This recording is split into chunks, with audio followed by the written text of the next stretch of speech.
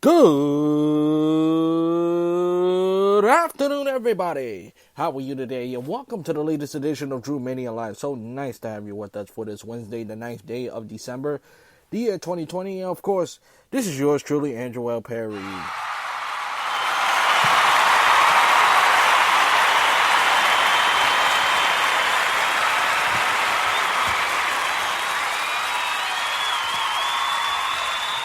Oh, yes, indeed. As always, coming alive and answering from the busy streets of Brooklyn, New York, as I chat to you what is happening in the world of sports. Well, we have a lot to digest as far as football goes, but before we go to the before we recap week number 13 of the National Football League, um, um, I just want to break down breaking news for you that Ohio State will play in the Big Ten championship after all against Northwestern because of the big game between Ohio State and Michigan has been canceled due to outbreak in the Michigan program and the campus, and more negative tests has been coming for COVID-19.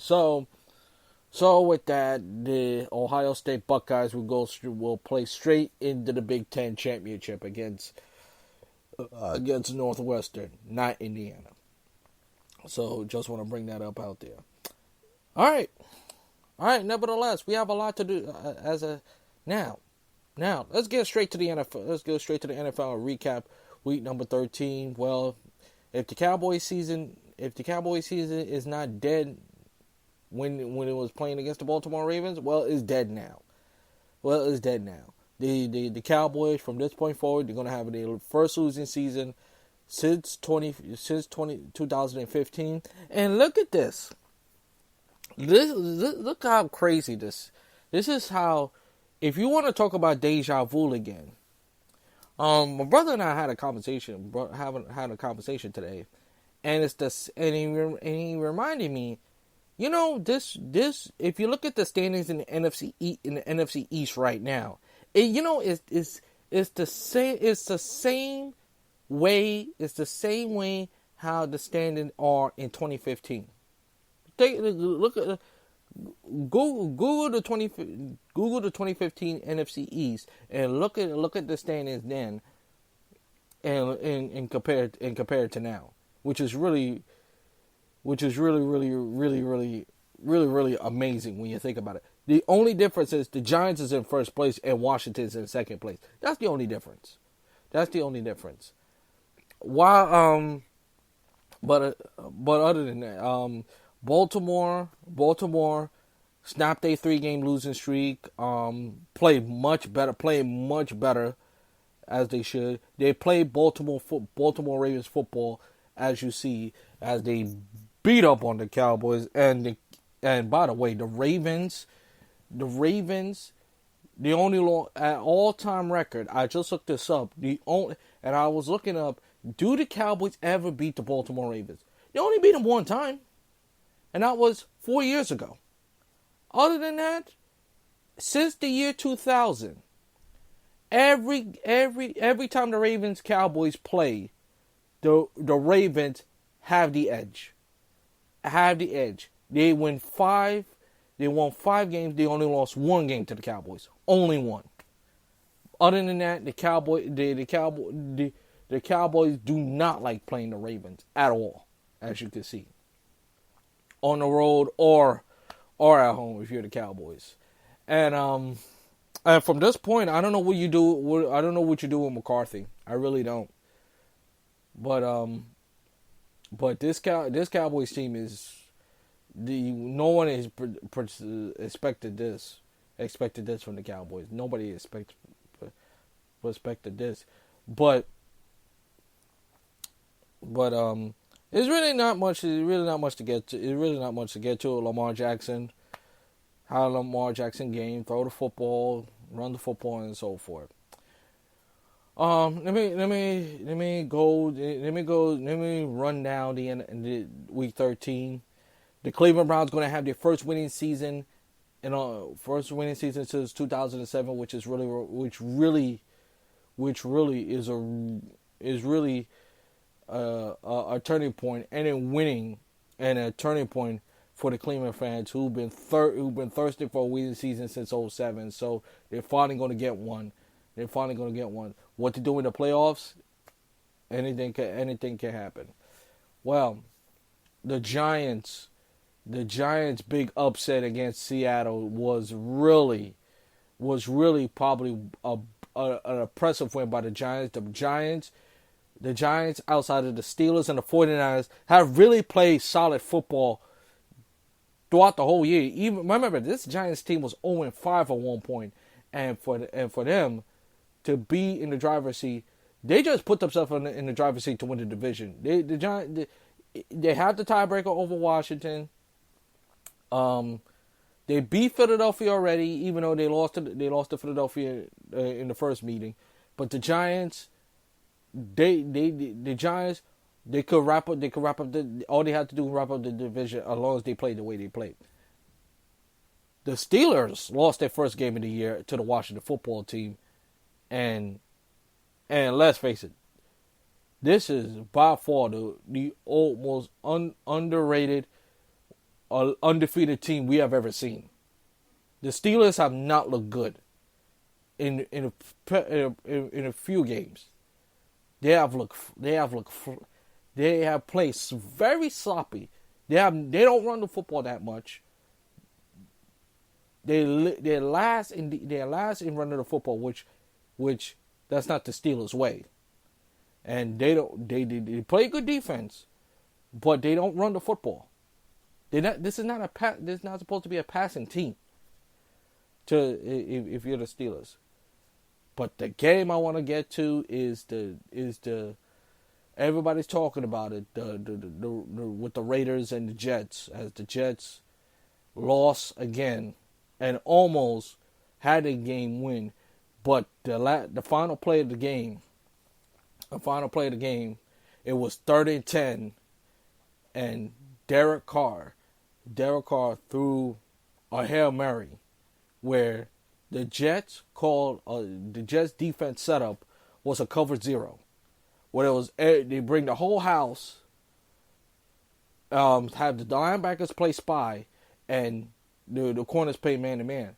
Which the Jets didn't do, they have a Lamar Jackson, not Lamar Jackson for the Baltimore Ravens, the Griggs from Nebraska. Derek Carr just threw it, looked like he lobbed it. Throw it deep to him, and touchdown. And the Raiders just escaped East Rutherford, New Jersey, to beat the Jets. And Gary Williams was fired. Because he called that play. Now here's my issue with that.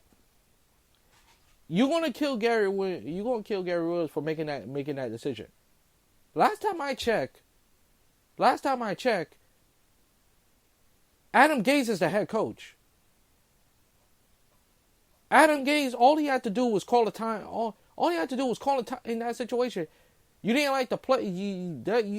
All Adam Gase had to do was call a timeout. But I hear in his press conference, he said, "Oh." When a reporter asks, "Hey, why did you stop it?" "Oh, I wish I could have."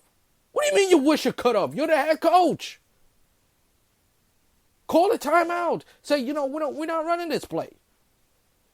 Or do a zone blitz or something. Or play zone or something. But to call that, I'm not defending the play at all. That play was outrageous. You only call that play when you want the other team to win. If you're playing a Madden video game, that's the only time you call that play when you're playing by yourself or something like that. But I've never seen that play in the NFL in my life. No defensive coordinator, I don't care who you are, Buddy Ryan, Wade Phillips, Jack Del Rio, whatever name, even Bill Belichick, whatever name you throw your name on, ain't gonna call that play. And for Gary Williams to call that play, you know what? Yeah, he deserves. Yes, no one's defending Gary Williams. This is the same Gary Williams who's not have a good reputation. He had an 0-16. He was a defensive coordinator in an 0-16 against the Cleveland Browns went winless, and now the Jets going to have a winning season. And from this point forward, the Jets are not going to it's not going to win another game. They're not. They're not. They're going to go 0-16, and I'm not sure if they go 0-16. And changes are going to be making, no mistake about it. What if it's Joe Douglas is the new new GM or not? But my issue is Adam Gase should have got the heat too. Because a real head coach would have called timeout and say, we're not running that play. And the fact Gary Williams y'all let Gary Williams get eaten by the alligators is the reason why Gary Williams got fired. Why didn't you? And my thing is, why didn't you fire the head coach? Why the head coach why Adam Gase is getting a lot of say? So why Adam Gase is getting a lot of power? He has done nothing. He has not won nothing. He has shown that he is an incompetent head coach. That's what he has shown. And I don't know if I have an organization, why should I hire a guy like Adam Gase? Why should I hire a guy like Adam Gase who have taken no accountability? And a lot of people say, "Oh, you can't kill Adam Gase for this." Yes, you can. Yes, you can. He's the head coach. I'll say it again. He's the head coach. Don't tell me you wish it could change it. You have the power to change it. You should have said, "No, we're not running this play. This play is not going to work. We're going to call timeout, talk it over, give me another play. I tell you the play, we run it." That's how a head coach head coach do things in the NFL. And this has been my biggest problem of coaches, this generation of head coaches. They're not enough. There comes a point you gotta have authority. You gotta show who's boss, because at the end of the day, the head coach is the head coach. They get the final say so. Win or lose, when you lose, the head coach gets the blame more than anything. And what I saw on Sunday, okay, Gary Williams, and let me say this about Gary Williams. This might be his last job in the National Football League. Because I really don't see him get another coach in the NFL. Remember, Gary Williams was involved in Bountygate when he was with the Saints. He was lousy. People don't want to talk about. He was the head coach at Buffalo. He was lousy. He had an 0-6 defensive coordinator. He was a contributor of the 0-6 team. He was a contributor with the Jets now. And in all likely, you must do him a favor.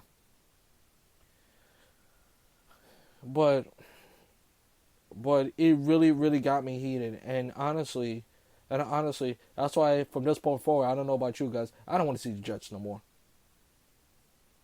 Because as much I'm happy that the Raiders won and keep their playoff hopes alive, the Jets should have won this game. The Jets should have won this game. If they would have played the defense right, if the players would have execute no matter what defensive play it is, if they would have execute that play right, nobody would have ripped them. Nobody. Let's backtrack for a minute, And with that, that's good. My time is up. Thank you that is it for Drew Mania Live. Thank you for listening. If you want to listen to this episode again, please go to Spreaker.com, type in the keyword Andrew Perry. Once again, go to Drew Mania, go to Spreaker.com, type in the keyword Andrew Perry. Always follow my show on Facebook, Twitter, YouTube, and iHeartRadio. And on YouTube, follow subscribe my channel, Andrew L. Perry. Until next time, this is Andrew Perry always saying to you, shalom, let peace go with you. I'll talk to you in the next Drew Mania Live.